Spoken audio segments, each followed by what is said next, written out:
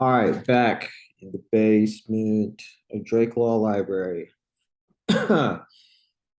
Consideration is next. Consideration is this was like at first. I don't know why it didn't sit well, but it's kind of intuitive now. Starting with restatement number 71 and um a restatement a consideration is subsection A to constitute consideration a performance or return promise must be bargained for. In subsection 2 is that a performance or return promise is bargained for if it is sought by the promisor in exchange for his promise and given by the promise in exchange for that promise. So let's break that down. So one is that it has to be something sought after by the parties, and it has to be something like of want, right? And so in like easy forms, it could be selling the car for $2,000, right? So the consideration there is simple. One person gets the car, and the other person gets $2,000, and so each person has a benefit. Um, Now, it could also be things that are not as obvious. And so it could be a consideration for like a return promise. And so for instance, instead of, selling the car, it could be, for example, well, I promise to hire you if you promise to take care of my dogs in a month. Okay. But that becomes a little bit more tricky because, you know, hiring like that maybe that goes first, and then this is a future promise, and so that promise is in that month. You do what is bargained for, right, in that moment, but that may count as well. And so, subsection two, bargain for.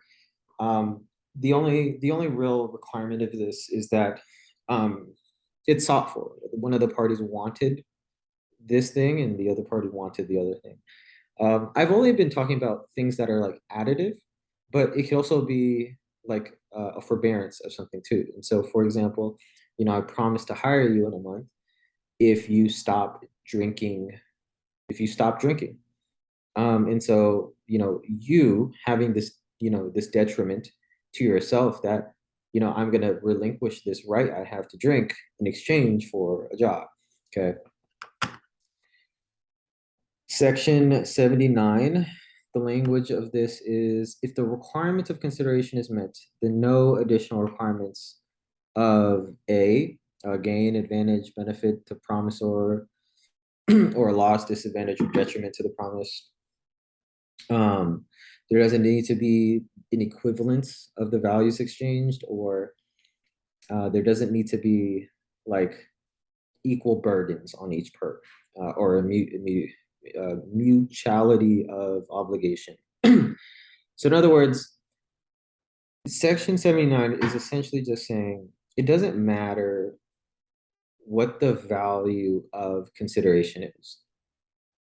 Once it's met, it could be completely lopsided.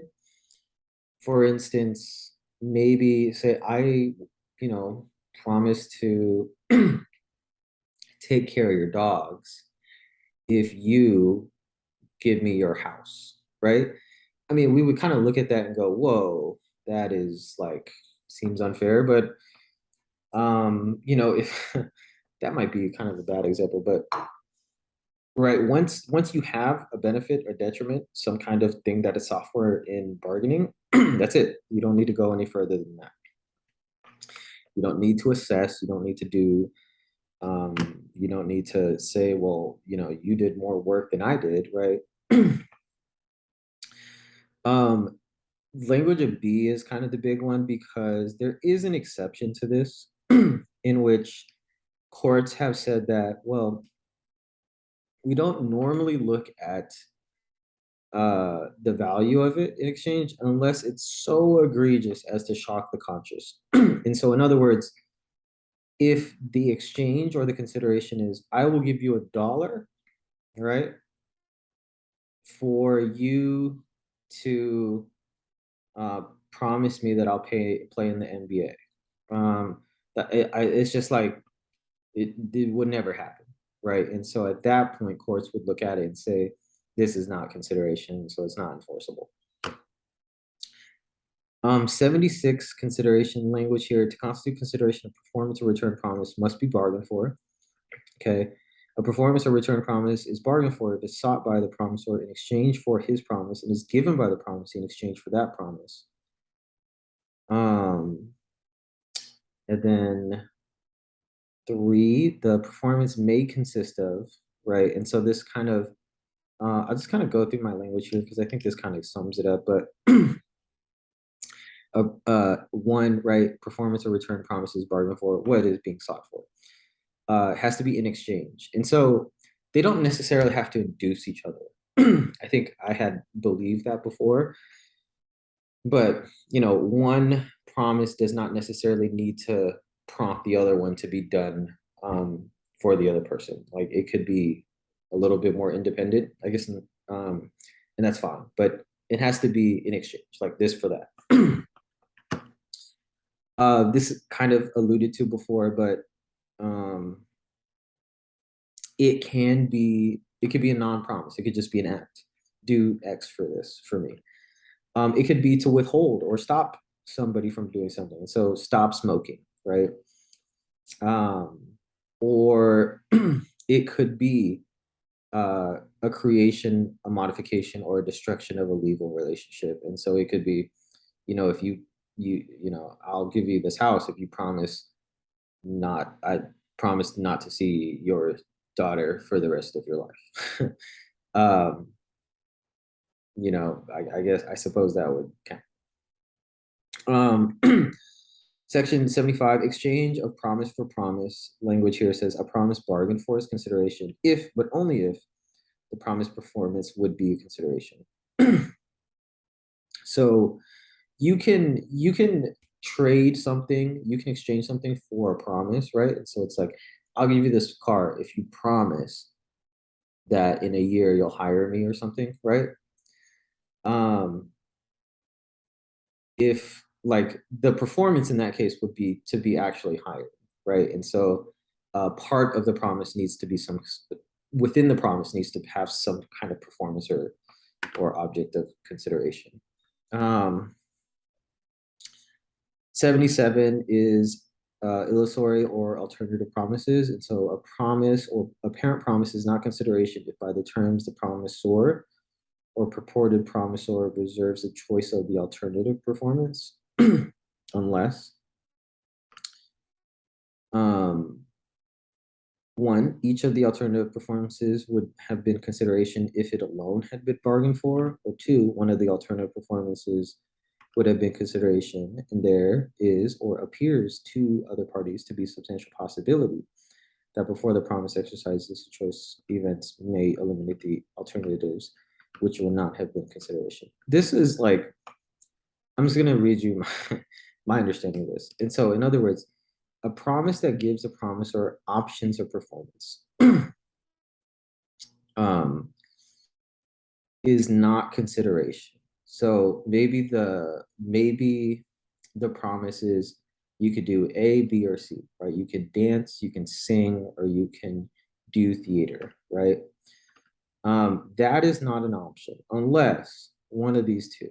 And so unless I would have wanted the singing, the dancing, and the theater as separately as part of consideration, or 2, one of the alternatives would have been consideration and the other alternatives are ruled out because of circumstances. And so let's say for some reason, like, you break your leg and lose your voice, but you can still do theater, right? And so that could be it. It'd be tough to do theater, right? You'd be really limited in your roles, but theoretically you can. Section 81, consideration as motive or inducing cause, language here, subsection 1. The fact that what is bargained for does not itself induce the making of a promise. The fact that what is bargained for does not itself induce the making of promise does not prevent it from being consideration for the promise. And 2, the fact that a promise does not of itself induce a performance or return promise does not prevent it from being consideration for the promise. And so I mentioned this before, but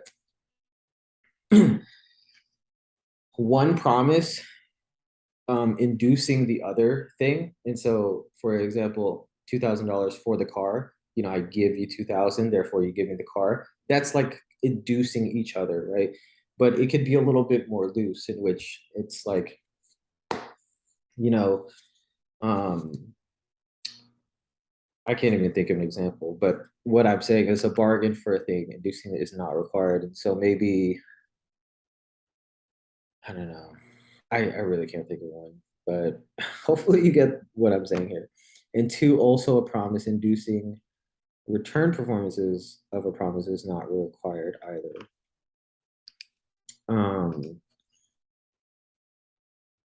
Yeah, can't think of an example, but here we are. On that very lukewarm note, next video is going to be on unilateral harshness mitigation. So like mitigating unilateral contracts and options. And then, golly, wait, almost there. Almost.